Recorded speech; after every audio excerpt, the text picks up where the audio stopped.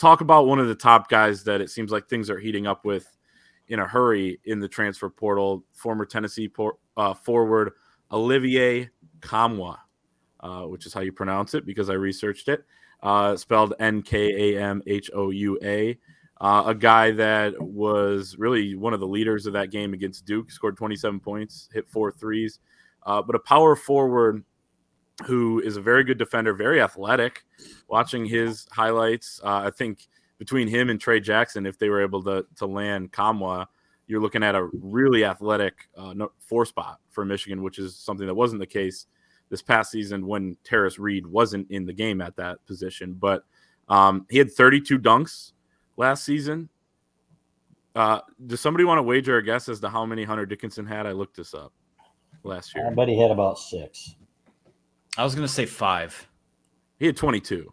But yeah, like this is a guy that didn't play as much as Hunter, that played a different position than Hunter. Trey Jackson, I think he had 13, but that's on way less minutes, 25 over the last 2 years. I was just researching dunks earlier. It's kind of fun. And then, so you have the athleticism. He can shoot a little bit. I mentioned he made the 4 threes against Duke, but I wouldn't say that's necessarily his forte. This is a guy that would start over Trey Jackson, over Terrence Williams, all those guys at the 4. A tough defender. They were bullying Duke's big guys in that game. I watched that entire game, and it was impressive what that front line did.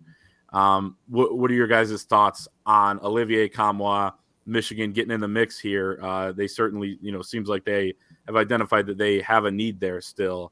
You don't want that to be the weak point. It's an important position, and I think that they realize that.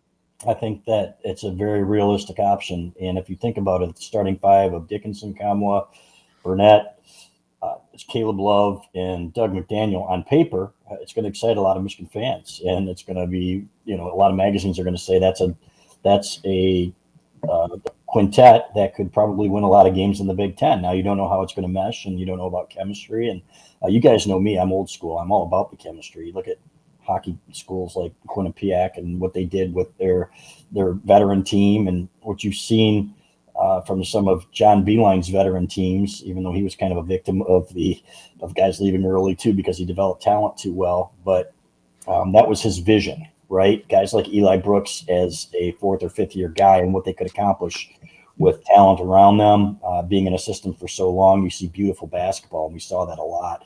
So to me, I think it's a very realistic option. I think that they are in a good spot with him at this point. So let's see what happens, and let's see if that moves the needle for Hunter Dickinson, right? If he sees, okay, now we've got a legit chance here, we got a legit roster, because that was one of his concerns. No matter what anybody says, do we have a roster here where we can win? Because he still wants to win. He's going to get paid and he wants to win too. Then to me, that could be something that they would use to bring him back as well.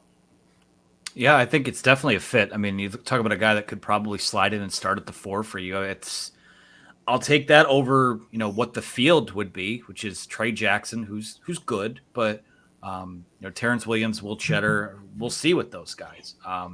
I think Dickinson or not, if he comes and he's playing next to Terrace Reed, I still think that's a fit too. So for me, again, I just go back to the idea that don't limit yourself just because you say, okay, well, we're at 13 guys now. I think you reiterate to your roster that there's going to be competition and that you expect this guy to compete for X job. And if that's something that you're not up for, then the portal's still open. So yeah, I mean, they're in on him. They're still in on. It looks like they're making a push for Harrison Ingram or Matthew Cleveland. I think those guys would fit the bill of those wing players that I mentioned earlier. So, yeah, I mean, it's all fit right now. And I think for, I'm not even going to attempt to pronounce the name because I already zoned out of how Clayton did it, but Nkamhoua. If you're able to get Nkamhoua, all this, like, without another move being made,